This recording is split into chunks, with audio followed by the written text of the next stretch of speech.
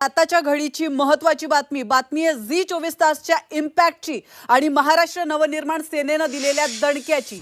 Manager पदासाठी मराठी उमेदवारांनी अर्ज करू नये अशी जाहिरात देणाऱ्या आर्या गोल्ड कंपनीला अखेर मनसेनं हिसका दाखवलाय। आमच्या राज्यात येऊन मराठी माणसाला विरोध कराल तर फोडून काढू असा इशाराच मनसे नेत्यांनी दिलाय। तर या क्षणाची महत्त्वाची बातमी आपण पाहतोय तेव्हा आर्या गोल्ड कंपनीनं माफीनामा देखील त्यांच्याकडनं मागवण्यात आलेला आहे। मरोळ अंधेरी इथल्या या कंपनीनं डायमंड फॅक्टरीमध्ये प्रोडक्शन मॅनेजर पदासाठी जाहिरात दिली होती आणि त्यात महाराष्ट्रीयन उमेदवारांनी अर्ज करू नये असा धक्कादायक उल्लेख करण्यात आला होता। तर राजधानी मुंबईमध्ये मराठीची कशी गळचेपी होते हे झी 24 तासने उघड केलं। त्यानंतर मनसे कार्यकर्त्यांनी कंपनीमध्ये जाऊन आर्या गोल्ड कंपनीला इशारा दिला। किती वर्ष महाराष्ट्रात आहे तुम्ही? 40 वर्ष। मग 40 वर्ष काय गोट्या घ्या? हा महाराष्ट्र फक्त काय पैसा कमवायला? एक मिनिट बोलतो मी ऐकायचं मालक असाल ना तुम्ही तुमच्या घरचे का लिहिलं आमच्याकडे नोकरी अवेलेबल आहे एवढा पगार आहे महाराष्ट्रीयन व्यतिरिक्त माफी मागा सगळ्यांना माफी मागते मला महाराष्ट्राची माफी आणि सन्माननीय राज ठाकरे साहेबांची माफी मागायची। दरवेळेला हेच होतं तुम्ही लोक उघड्या करता आणि नंतर अंगाशी आलं की आमच्या मराठी कामगारांना उभे करता। हे बघा आमच्याकडे पण मॅनेजर मराठी आहे आमच्याकडे HR मराठी आहे। नीट बोल रे नीट बोल बाल ठाकरे साहेब बाल ठाकरे से मैं माफी मांग रहा हूँ और महाराष्ट्र से भी मैं महाराष्ट्राच्या मराठी जनतेची माफी मागतो। मैं माफी मांगतो पूरे बोलतोय मागायची माफी मागतो विषय नीट समजायचा विषय नीट।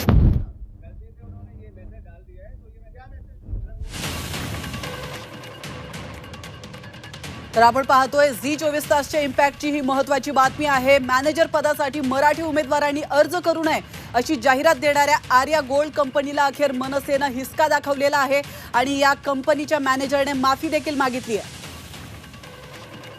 तर याविषयी अधिक माहिती देण्यासाठी आपले प्रतिनिधी कृष्णात पाटील थेट आपल्यासोबत जोडले गेलेले आहेत। कृष्णात, अतिशय धक्कादायक प्रकार हा घडला होता, त्यानंतर आपण बातमी लावून धरली होती। तर यानंतर जे काही घडलेलं आहे मनसे कार्यकर्ते त्या ठिकाणी पोहोचलेले आहेत, तुम्ही सांगा तुमच्याकडे काय अधिक माहिती आहे या संदर्भात?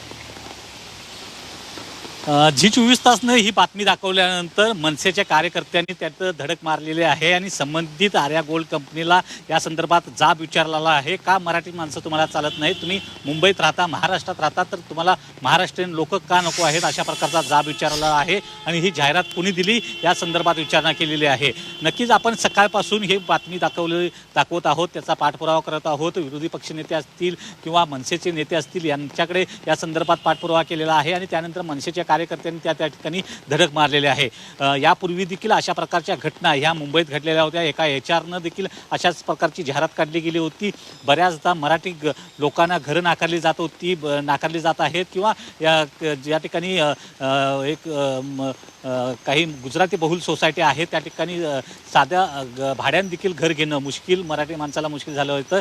अशा प्रकारच्या अनेक घटना ज्या आहेत त्या समोर आल्या होत्या आणि त्यानंतर आता मराठी लोकांना, मराठी तरुणांना नोकरीसाठी अर्ज करू नये अशा प्रकारची जाहिरात देणं ते देखील मुंबईत राहून त्या कंपनीला आता महागात पडण्याची शक्यता आहे। आणि या संदर्भात विरोधी पक्षनेते विजय वडेट्टीवार यांनी देखील आपल्याला सांगितलेलं आहे की या संदर्भात आपण मुख्यमंत्री यांना देखील पत्र लिहिणार आहे आणि संबंधित कंपनीवर FIR दाखल करण्याची मागणी त्यांनी केलेली आहे। त्यानंतर मनसेच्या नेत्यांना या संदर्भात आम्ही विचारलं असता त्यांनी देखील संबंधित कंपनीवर कायदेशीर कारवाई करणं गरजेचं आहे आणि त्याचबरोबर या संबंधित कंपनीला ज्या सोयी सवलती राज्य सरकारनं दिलेल्या आहेत त्या बंद कराव्या अशा देखील मागणी संदीप देशपांडे यांनी केलेली आहे। आणि त्याबरोबर एकंदरीतच ही सध्या कंपनी जी आहे अंधेरी या परिसरामधली ही कंपनी आहे आणि त्या कंपनीनं काल रात्री असंच आमच्यासोबत तुम्ही राहा।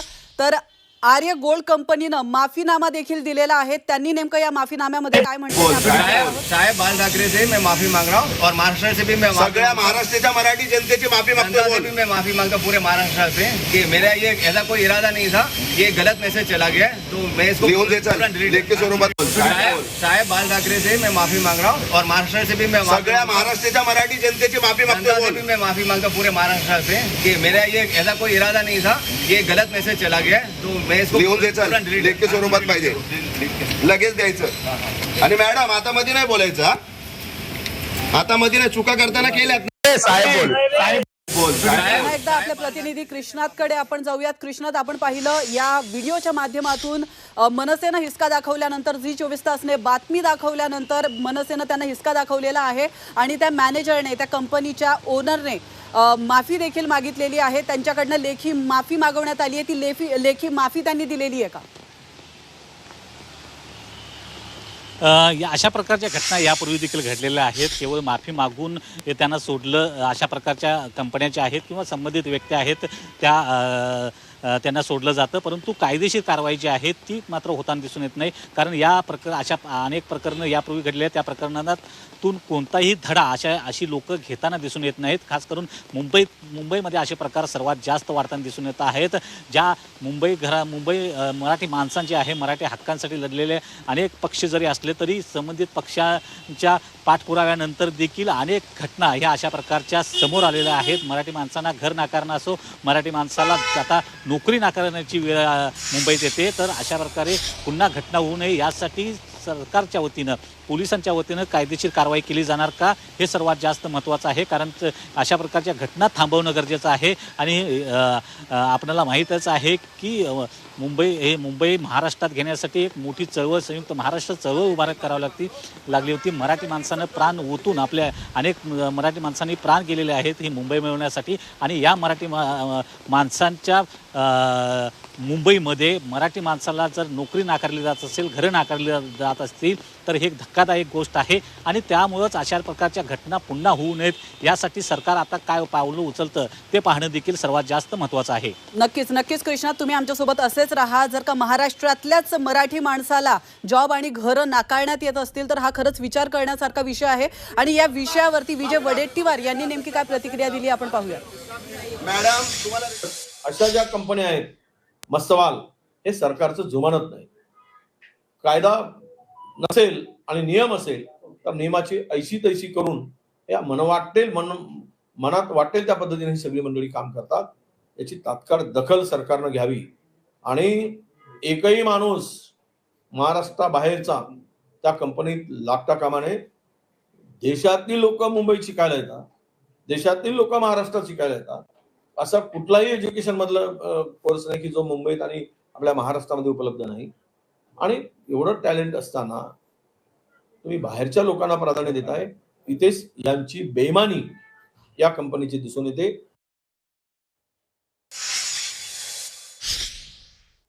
तर पुन्हा एकदा जाऊयात आपले प्रतिनिधी कृष्णात यांच्याकडे. कृष्णात, खरं तर महाराष्ट्र म्हणजे मराठ्यांचीच ही जागा आहे. या ठिकाणी बाहेरचे परप्रांतीय येतात, त्यांना देखील आपण संधी देतो काम करण्याची आणि ते या ठिकाणी मनापासून काम देखील करतात आणि आपण त्यांचं स्वागत देखील करतो.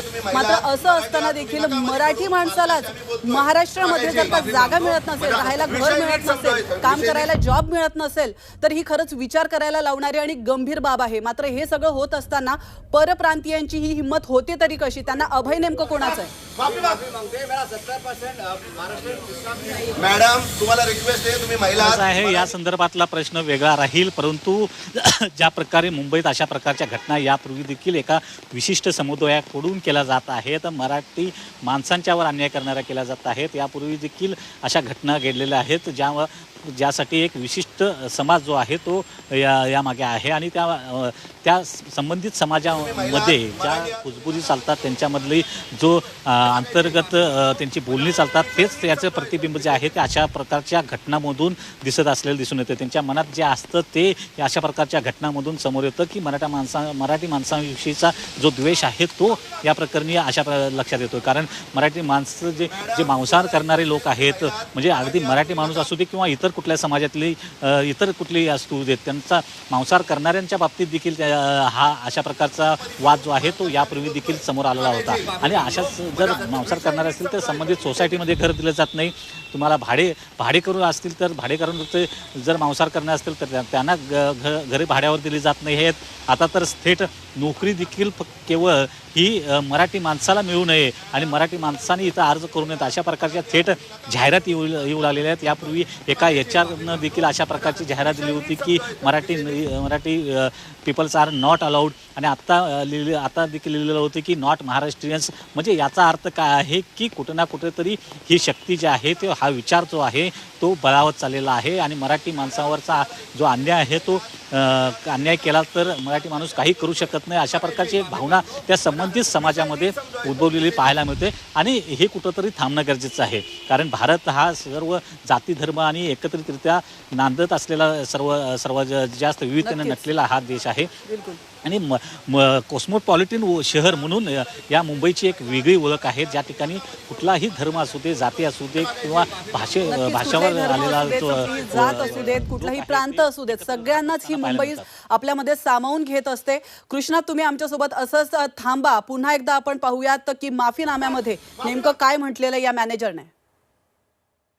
माफी मागतो मला विषय नीट समजायचा. विषय नीट तुम्ही महिला आहात मराठी आहात तुम्ही नका मध्ये पडू मालकाशी आम्ही बोलतोय मागायची माफी मागतो मला विषय नीट समजायचा. विषय नीट मागायची माफी मागतो मला विषय नीट समजायचा. विषय नीट